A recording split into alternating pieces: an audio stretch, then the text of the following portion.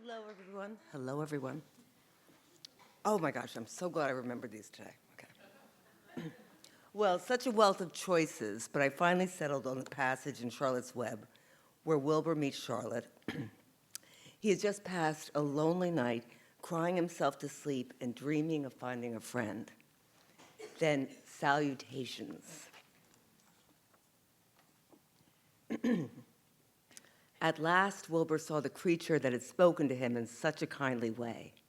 Stretched across the upper part of the doorway was a big spider web, and hanging from the top of the web, head down, was a large gray spider. She was about the size of a gumdrop. She had 8 legs, and she was waving one of them at Wilbur in friendly greeting. "See me now?" she asked. "Oh, yes, indeed," said Wilbur. "Yes, indeed. How are you? Good morning. Salutations. Very pleased to meet you. What is your name, please? May I have your name?" "My name," said the spider, "is Charlotte." "Charlotte what?" asked Wilbur eagerly. "Charlotte A. Cavatica, but just call me Charlotte." "I think you're beautiful," said Wilbur. "Well, I am pretty," replied Charlotte. "There's no denying that. Almost all spiders are rather nice looking. I'm not as flashy as some, but I'll do. I wish I could see you, Wilbur, as clearly as you can see me." "Why can't you?" asked the pig. "I'm right here." "Yes, but I'm nearsighted," replied Charlotte. "I've always been dreadfully nearsighted. It's good in some ways, not so good in others. Watch me wrap up this fly." A fly that had been crawling along Wilbur's trough had flown up and blundered into the lower part of Charlotte's web and was tangled in the sticky threads. The fly was beating its wings furiously, trying to break loose and free itself. "First," said Charlotte, "I dive at him." She plunged headfirst toward the fly as she dropped a tiny silken thread unwound from her rear end. "Next, I wrap him up." She grabbed the fly, threw a few jets of silk around it, and rolled it over and over, wrapping it so that it couldn't move. Wilbur watched in horror. He could hardly believe what he was seeing, and although he detested flies, he was sorry for this one. "There," said Charlotte.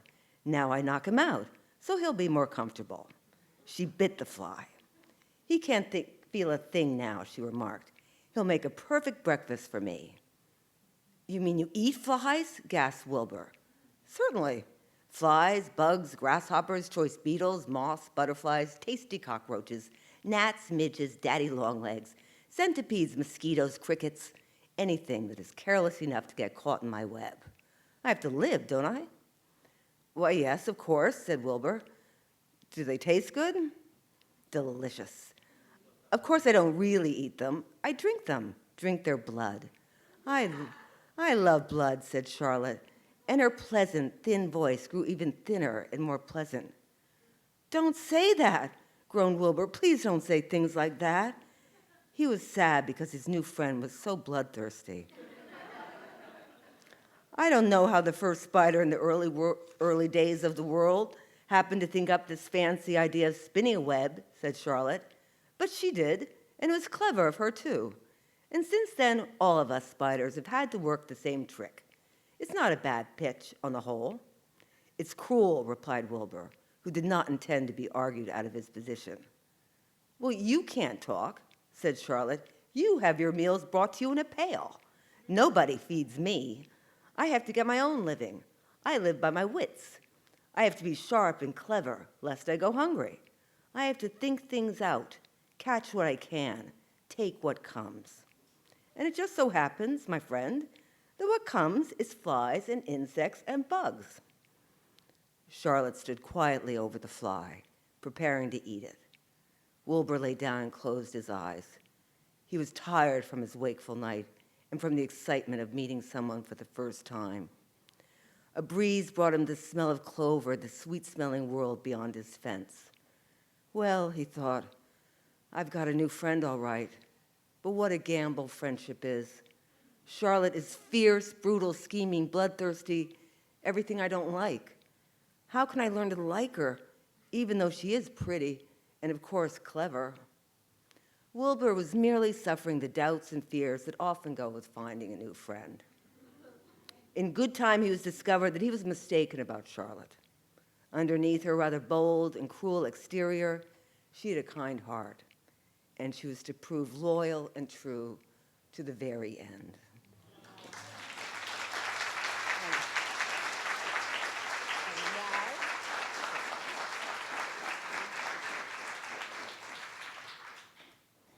Hello, salutations. My name is Leslie Hendrickson. I'm going to be moderating tonight. Before I introduce our esteemed panelists, I am going to read something by E.B. White.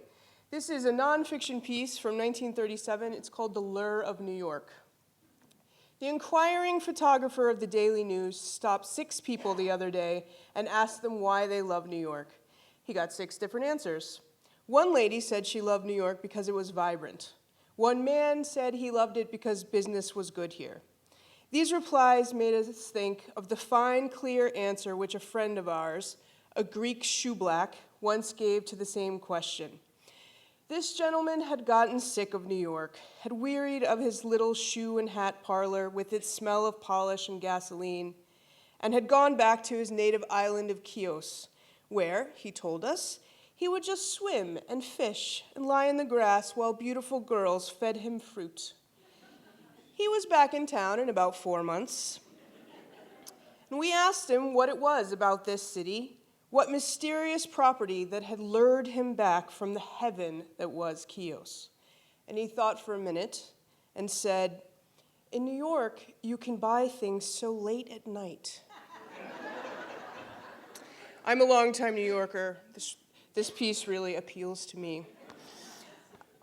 So now I will introduce our panelists as promised. We're going to talk a little bit, and then both of them are going to read, and we will answer some questions, or they will, at the end. Melissa Sweet is the author of Some Writer, The Story of E.B. White, which was published by Houghton Mifflin in 2016. Reviewers described the mixed media illustrations as exuberant, outstanding, and a creative delight.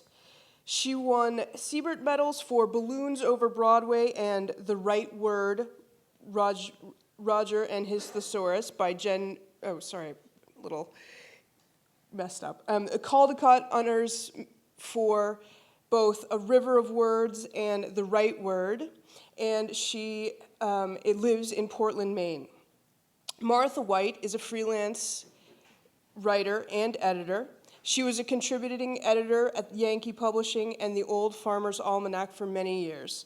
Her books include E.B. White on Dogs, which was published in 2013, In the Words of E.B. White, and Letters of E.B. White. Her essays and articles have appeared in the Boston Globe, Christian Science Monitor, the New York Times, and Yankee. She lives in Rockport, Maine, and is the manager of the White Literary LLC, which is E.B. White's literary estate. Anyone who writes down to children is simply wasting his time.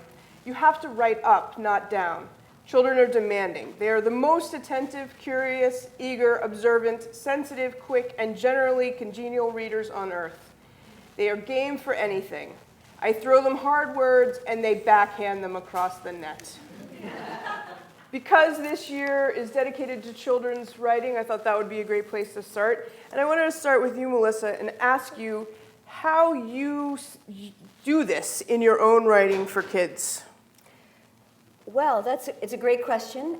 I feel that when I get a manuscript and I make the art for it, for instance, it's just the art that I believe exemplifies the story. So it's not for kids or not for kids, it's just the art that fits the book. When I'm writing, I don't think about it at all, really. I think that, for instance, in Some Writer, that I'm looking for the essence of E.B. White. I'm looking to synthesize who he is for young readers, because they're not going to read a 300-page biography.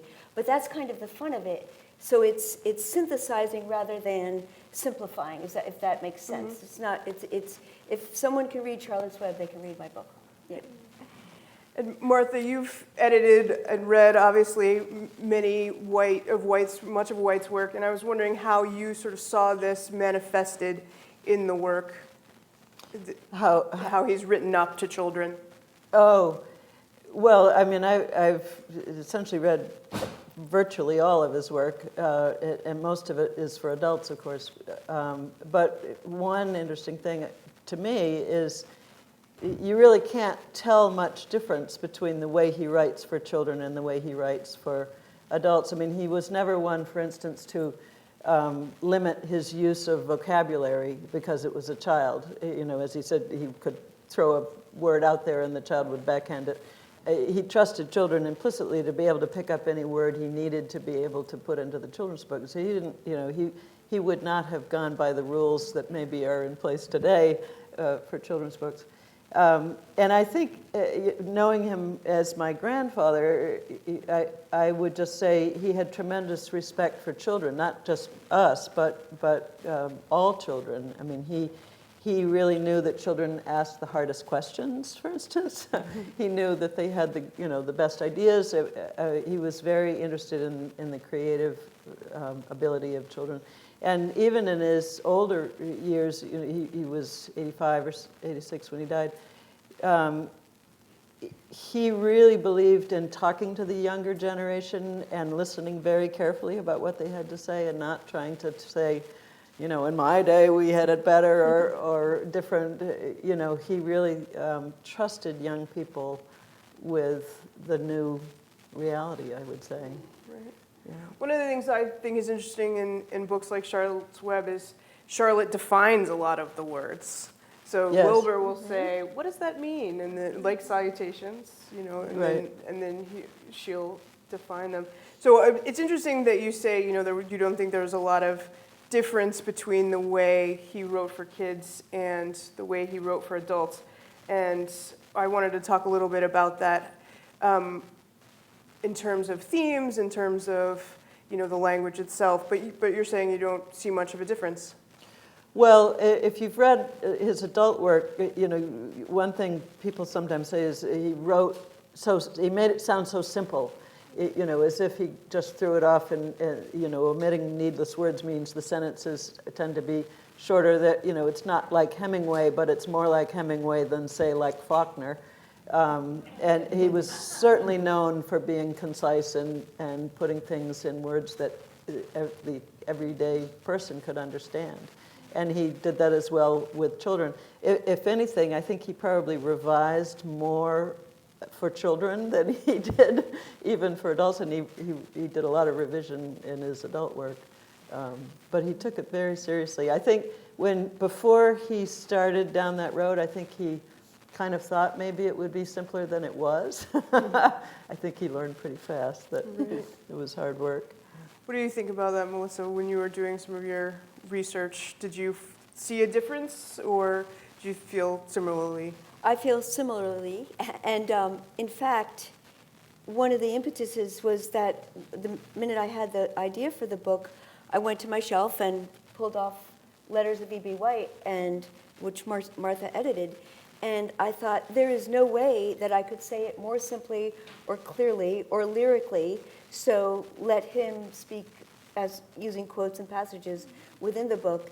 He's a brilliant editor, to my mind. Yeah, well, I mean, one thing I would say is, speaking of the letters, is every letter was written just as carefully, whether it was to the milkman or to me as an 8-year-old, or you know, to the President of the United States, or you know, as a letter that was going to be published in the New Yorker, which there were a couple of his essays that took a letter style.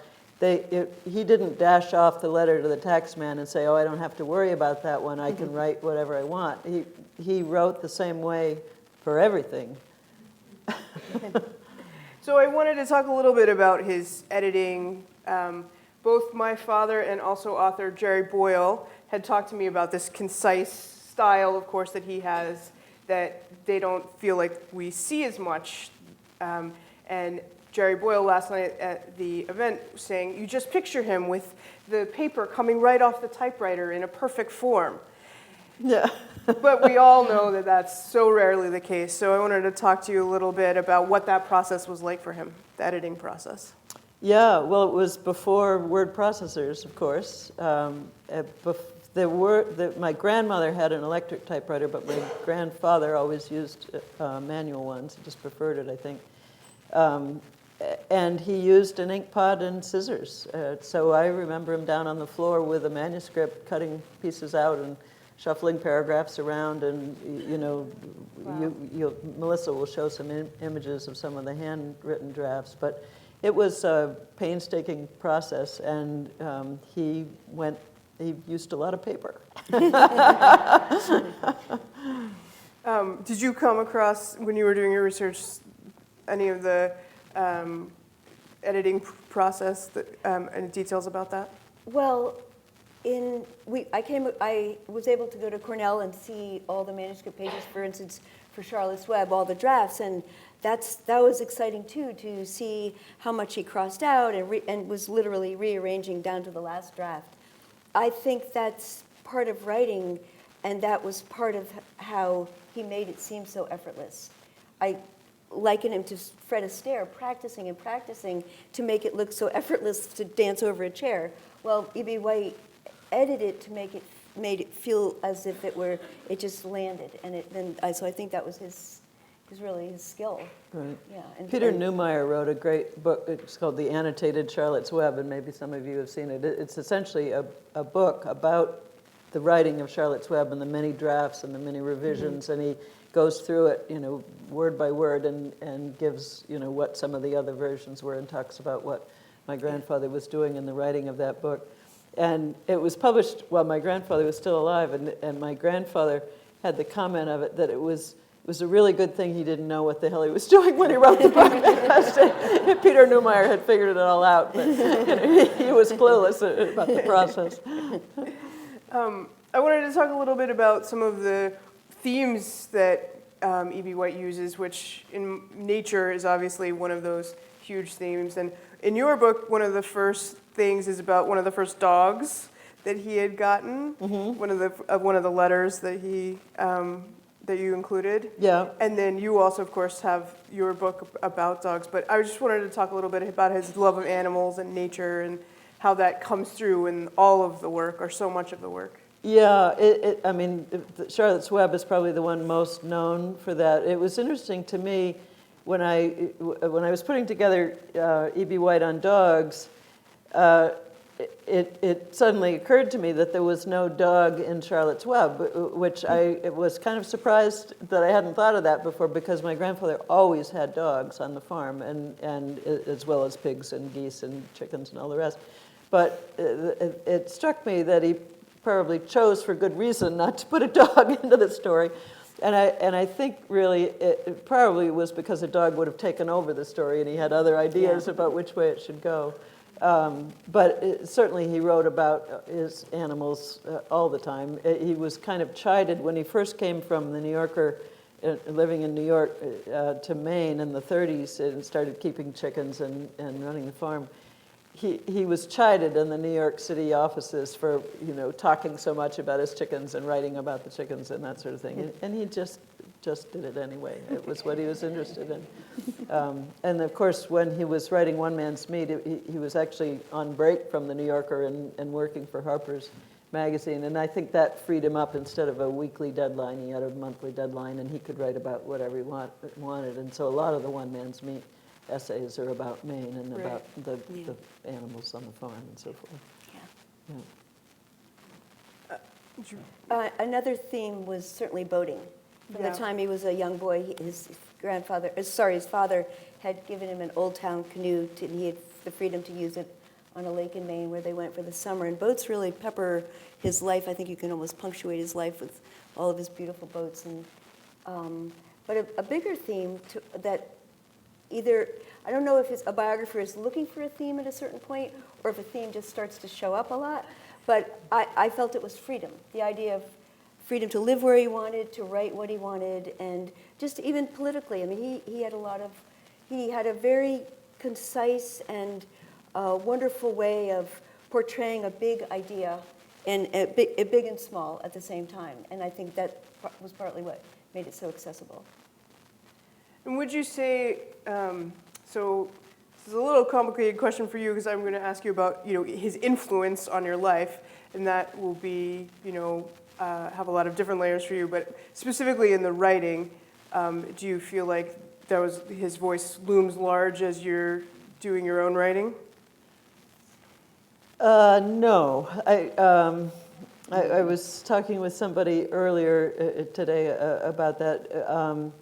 By the time I really started my career in writing, he was kind of on the periphery of that.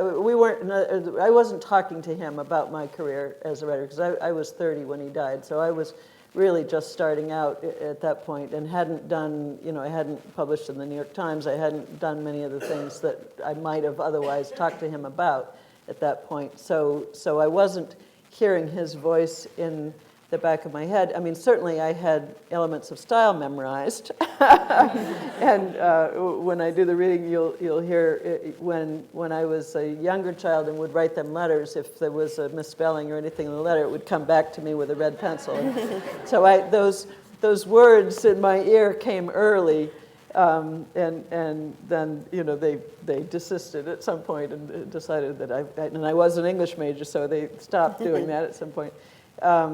But when I first started out doing my own work, I sort of purposefully didn't talk to my, employers and editors and publishers about being the daughter or the granddaughter of E.B. White. I purposefully just left that off the resume because it seemed to me it wasn't really pertinent, and I didn't want to start with that kind of on my shoulder. I wanted to know whether I was going to be accepted or rejected on my own turf. So that was helpful to me. And it was only later when I became the executor of his estate and started the work of keeping the books in print and so forth, and needed to go on the road with a letters book or with E.B. White on Dogs. At that point, I started to show up at events like this and say, I'm the granddaughter of E.B. White. I never would have said that earlier on because it wasn't who I wanted to be. And one thing I have said is, I've essentially done 3 books on his behalf, spent about a year on each book, and then some more time on the road with it. And those years, it's very hard for me to do my own work because I'm very much immersed in his and in his voice. I mean, you read the entire work of anybody and spend time writing and talking about it. It's very hard to remember your own voice. Right, even if I read one book, that happens. Yeah. So I tend to kind of go on a leave of absence and then come back. Right. Yeah. How do you feel about that, Melissa? Oh, well, part of it was that I knew, there's one E.B. White, so there was no trying to mimic him, obviously. But I did keep Strunk and White in mind, truly. The idea of writing with clarity, simplicity, sincerity, and omitting needless words, all of that really came into play. I just did the best I could, and using his quotes and passages helped because there's a distinction right away, visually and otherwise, between my text and his quotes. So, they're huge shoes to fill. But every biography are huge shoes to fill. But you're not really trying to fill them. You're trying to, again, synthesize or give the essence of in the most careful, crafted way you can. So speaking this is of- actually the introduction to In the Words of E.B. White, which was the book that Cornell University had me put out. It's essentially quotations of E.B. White. And the introduction talks about my relationship with my grandfather and a little bit of my office and his office. And it starts with a quote from Walden. Walden was one of my grandfather's favorite books. He had multiple copies, and he probably read it at least once a year. So the beginning of this introduction is a Henry David Thoreau quote from Walden. He says, "I should not talk so much about myself if there were anybody else whom I knew as well. Moreover, on my side, I require of every writer, first or last, a simple and sincere account of his own life, and not merely what he has heard of other men's lives." And I started with that because that was really my grandfather's mission, I think, was to give a sincere account of his own life. And he talks about spending so much time writing about himself and how egotistical that is as an essayist, but that's essentially what you do as an essayist. So the title of this introduction is the Don't Give It a Second Thought department, which you'll see in a minute is from the Newsbreak heads that he worked on. When I was born, my grandfather was 55, exactly my age when I finished this book project that has allowed me, for the second time, to spend a year reading through the greater part of his work. The first time was when I was editing the revised edition of the Letters of E.B. White to include the final decade of his letters. And then, of course, I did it a third time after this for the dog book. For years now, my office has been cluttered with the offshoots of his office, shelves of his books, boxes of Blackwing pencils, old family scrapbooks and photographs, and a wooden model of Flounder, the scow he built for my father when Joel was 10. On the wall above my desk hangs a printed sheet from The New Yorker titled Newsbreak Department Heads, and listing the headlines for the small fillers where typographical errors and bad writing were held up for amusement. His additions are penciled in: Balderdash Department, constabulary notes from all over, no vivid writing please, and sentences we hated to come to the end of. For most of the 3 decades that he and I shared, however, I didn't think of him as E.B. White or Andy, or even as a writer. I thought of him as Grandpa.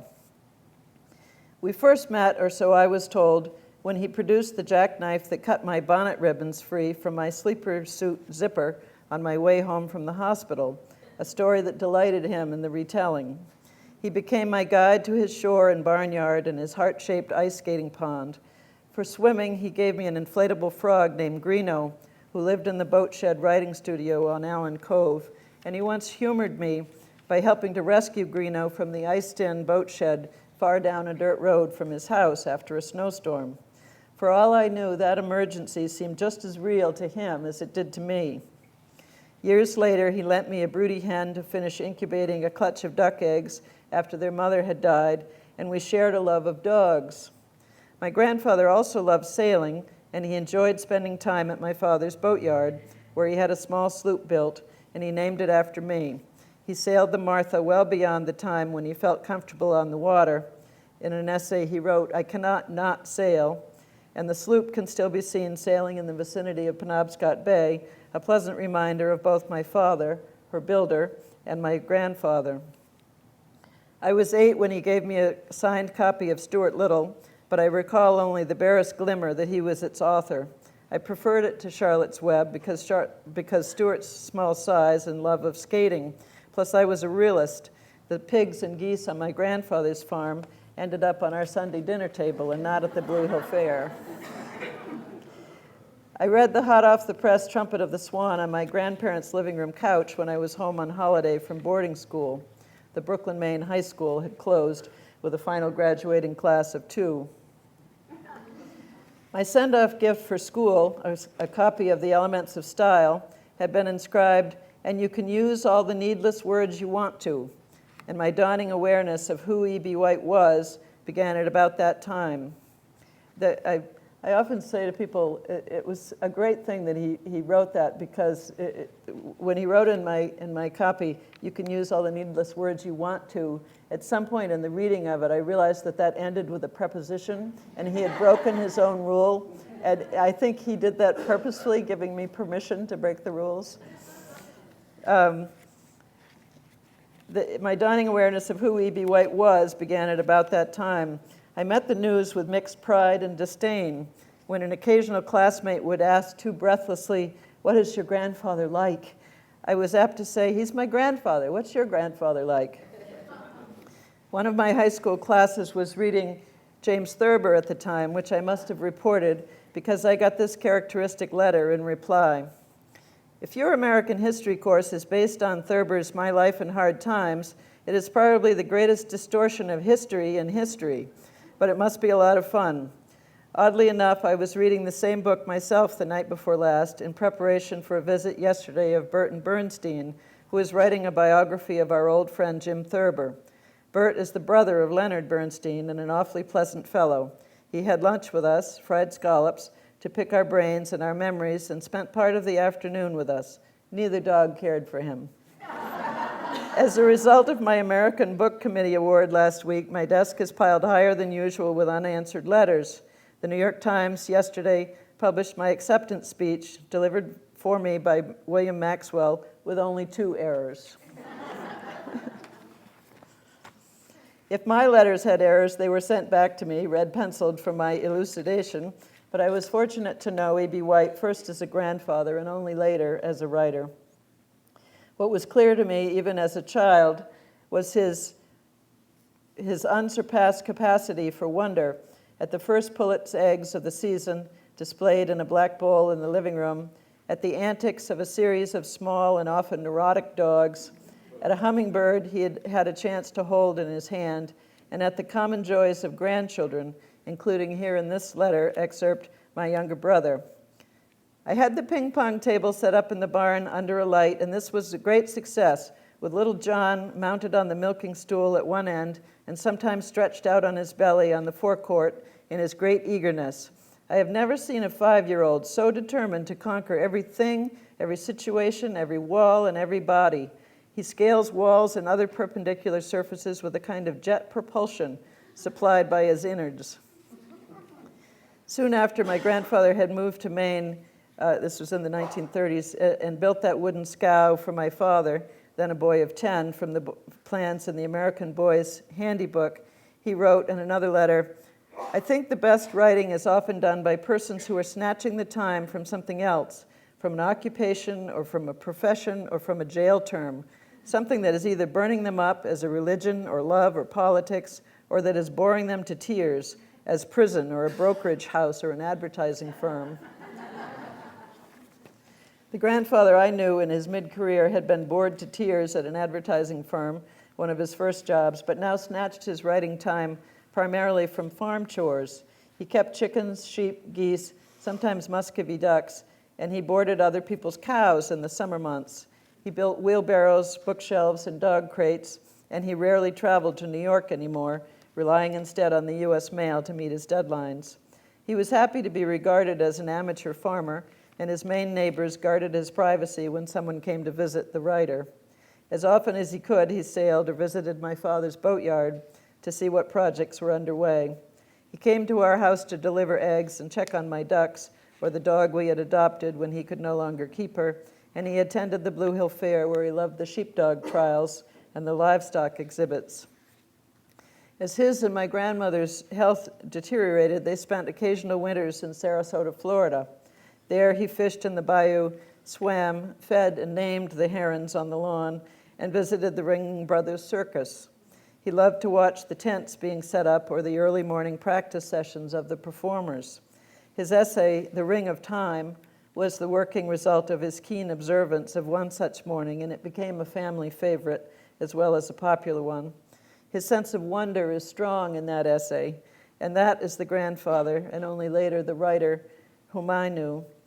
Another Florida essay, What Do Our Hearts Treasure, also depicts his sense of good fortune that we were lucky to share. My mother had sent a Christmas parcel to Sarasota, complete with balsam fir boughs and small gifts. As he described it in a letter, the branch had unquestionably been whacked from a tree in the woods behind our son's house in Maine and had made the long, oops, I've got too many there. Oops, I think I'm missing one. No, we'll see if it comes on.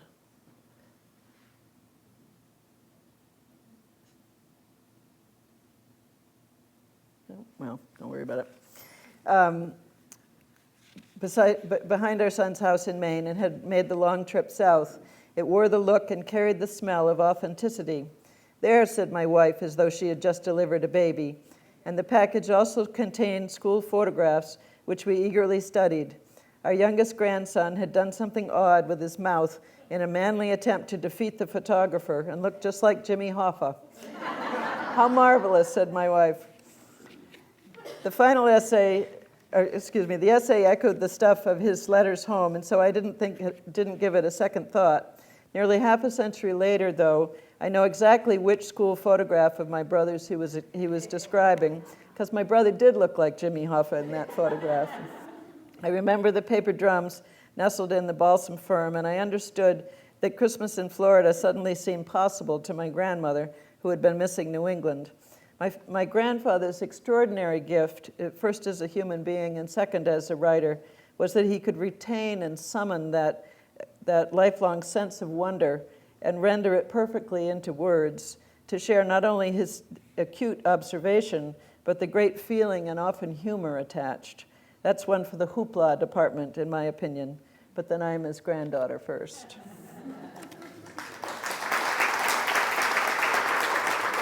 Hello. I'm going to begin where Martha was talking about Stuart Little, and my piece will be about sort of the genesis of Stuart Little. And in my piece, I'll be referring to E.B. White as Andy because that was the nickname that was given to him at Cornell, and that it'll be easier to refer to him as Andy.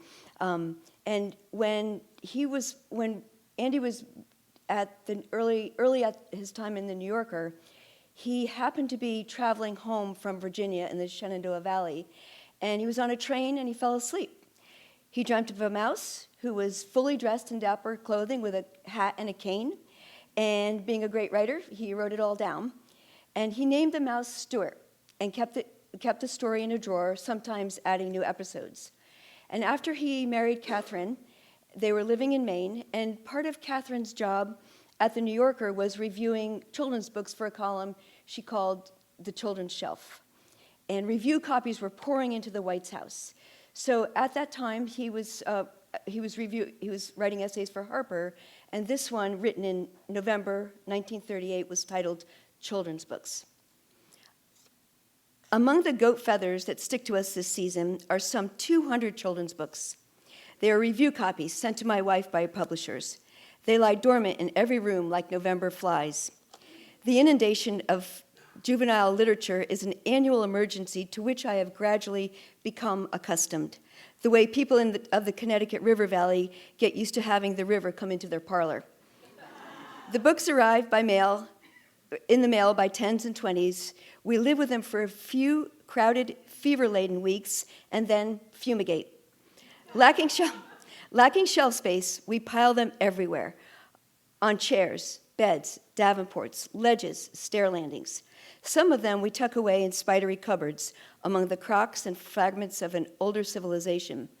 Turn over a birch log on my hearth, and you won't find a beetle, you'll find Bumblebuzz, the chronicle of a bee. Throw open the door of our kitchen cabinet, out will fall the story of tea. Pick up a sofa cushion, and there, mashed to a pulp, will be a definitive work on drums, tom-toms, and rattles.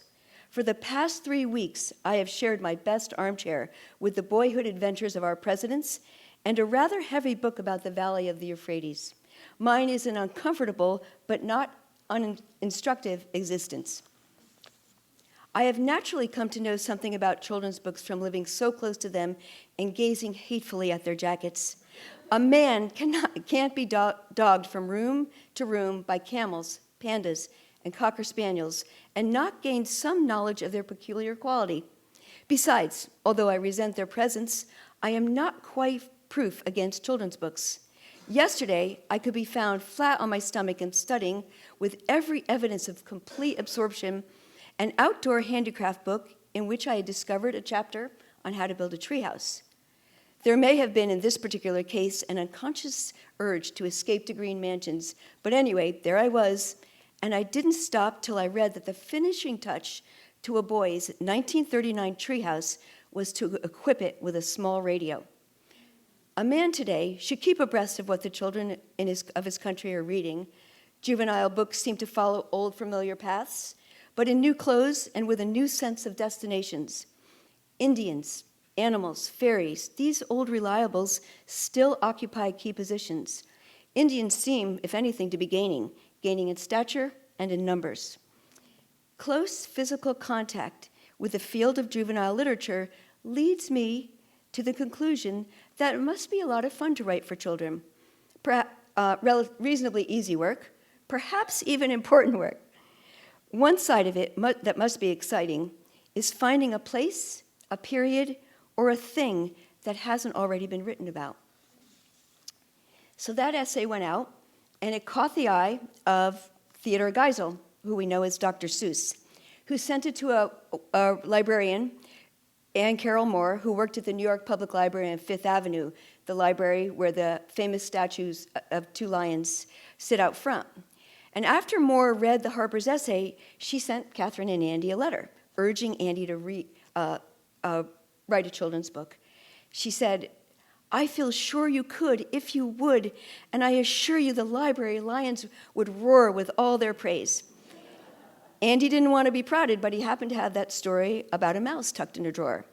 He wrote James Thurber, I have a children's book half done. Months later, Andy sent an unfinished manuscript to his editor at Harper's, Gene Saxton, and he told Saxton that this story would seem to be for children, though he wasn't fussy who read it. And he added, you will be shocked and grieved to discover that the principal character in the story has somewhat the attributes and appearance of a mouse. Saxton was not grieved. He could hardly wait.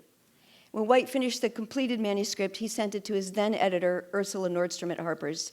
And Ursula wrote, only another children's book editor can know the emotions one has on hearing that a famous writer of adult books is going to send a book for children. For talent in the former does not always carry over to the latter. She loved the diminutive hero, and she knew that children would too. When the book was just about ready to go to press, Ursula sent Anne Carroll Moore a copy of the manuscript. Everyone wanted to know, did Stuart Little make the library lions roar? But Moore wrote a friend, I was never so disappointed in a book in my life. She wrote an urgent 14-page letter to the Whites, explaining why Stuart Little and his monstrous birth should not be published. Not only was the story unfit for children and out of hand, but White had blurred the line between fantasy and reality. How could a mouse be born to humans?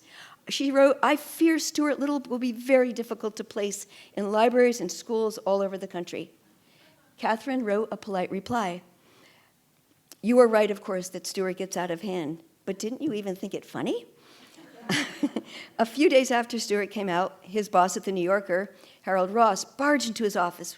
White, he said, you made one serious mistake. Ross told him that he should have said that Stuart was adopted, not born to the Little family. But maybe the worst criticism of all came from the librarian Frances Clark Sayers, who was Moore's recent successor at the New York Public Library. She stamped on the book, not recommended for purchase by expert. Other libraries banned it too.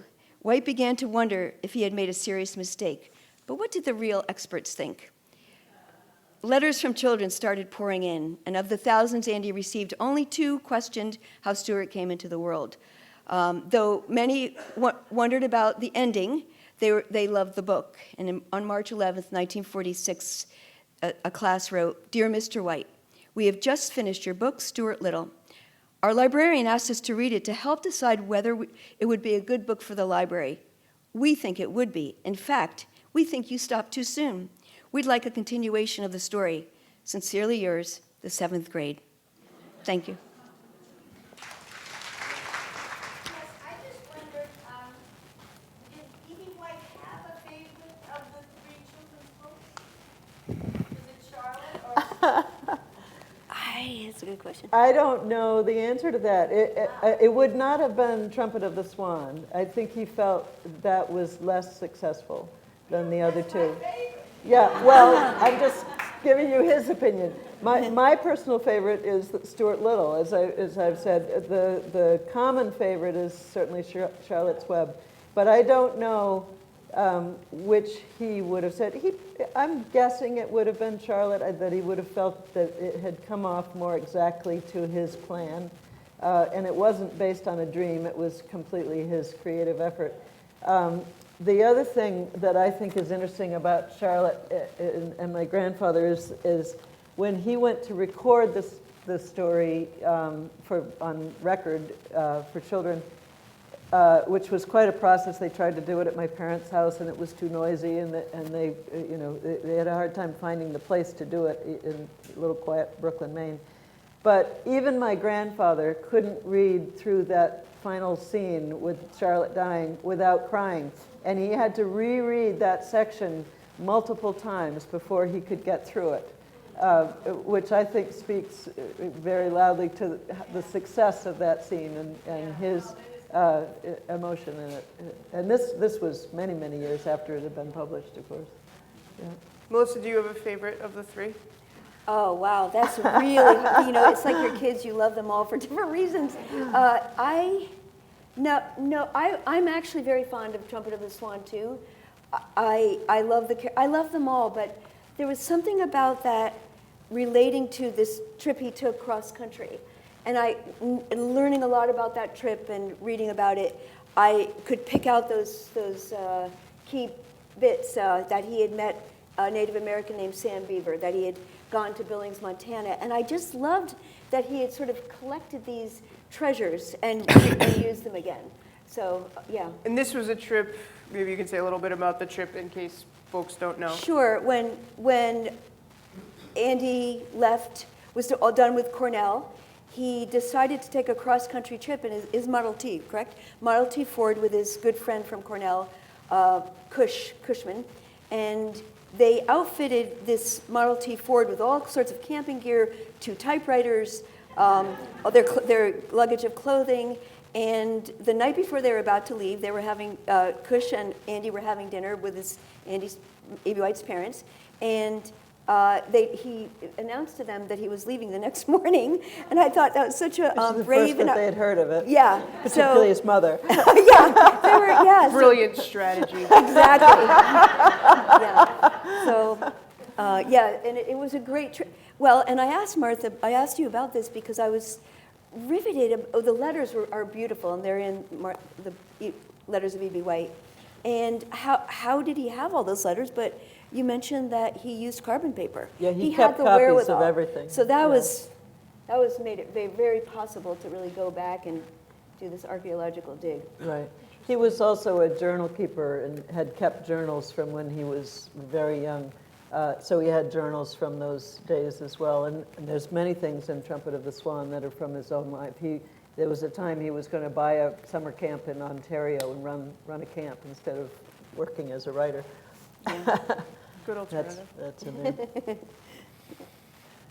Right here? Was he as precise and concise in his oral language as he was in his written? Yes. Although if he had 2 or 3 martinis in an evening, he might be a little more. He'd use a few more words. Right here? So within his essays, his writing on the dachshunds it's so brilliant and funny. Right. Amazing Right. Is that what the dog? Yes, for any of you who haven't found E.B. White on dogs, it has virtually everything he's ever written about dogs, and there's a lot of the dachshunds in there, as well as many other breeds. He had 12 or 13 different dogs, most of them small dogs, collie dogs, dachshunds, different things. They were all what we would call today rescue dogs. Excuse me. He didn't go to a rescue league and get them, but he would find one that needed adopting or go to a pet shop in New York City where, excuse me, the dog was in the window and needed to come out. Yeah, why spider? Been waiting 30 years to ask that. Why a spider? To the kids, but why spider? Because there was one in the back house. It solved the riddle of how to save the pig. He was looking for a way to save a pig. Some of you may have read his essay, how's it called? Death of a Pig. Yeah. Sorry. He had a pig that went sick on his farm and had to try to save it, even though it was being kept for slaughter. Did you think this all out then, and pick the characters to fit the plot? Or did he look up and see a spider? Some of both, I would say. Yeah. In the back? The sir first, and then you after. Please, thanks. So I agree with the 7th grade. Continuation. It's not finished, and I'm actually still irritated by it. Was there any notion of going further with that story, or No. just taking this little charm? Yeah. He believed very much that the journey was the thing. And he certainly got thousands of letters suggesting that he write the sequel. Did Margalo get found? Everybody wanted. We've had writers offer to write the story. We've chosen to leave it to the imagination, as he did. I have a question with regards to the story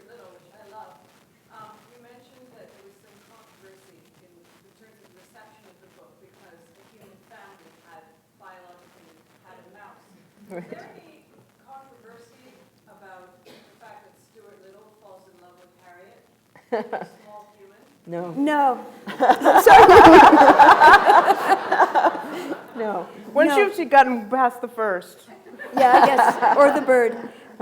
Just one, if we had had more time, of course, we would have loved to read all of Stuart Little here. But he did change one word. And that in the end, Stuart arrived, it wasn't that he was born to a Little family. He changed that. So it bothered him enough, I guess, that he decided to change it in subsequent editions. Right. Yeah. Interesting, yeah. The illustration was such an interesting part of the books and important. How involved was he with the illustrator selection and then the illustrations as well? Yeah, it's interesting. The Peter Neumeier book that I mentioned, the annotated Charlotte's Web, goes into that in some detail, and it's actually pretty interesting. He selected Garth Williams. He knew his work from previous things that he had done, and he was pretty much hands-off except when it came to the spider. And he, excuse me, he really didn't want the spider to look like Disney. You take over. Sure. Yeah, so Excuse me. He had some say in in choosing Garth for Stuart Little. I think there was a conversation between Andy and his editor, Ursula. And when it came time for Charlotte's Web, he had done a lot of research on spiders. And he went to the Museum of Natural History and got some big tombs on American spiders. And when it came time for Garth to start the drawings, he gave Garth those books, which Garth found gruesome. But Garth struggled, and there's some manuscript pages in some writer, but there were many, many, many more showing Garth's progression. And I think in the end, he was looking for a scientific rendition.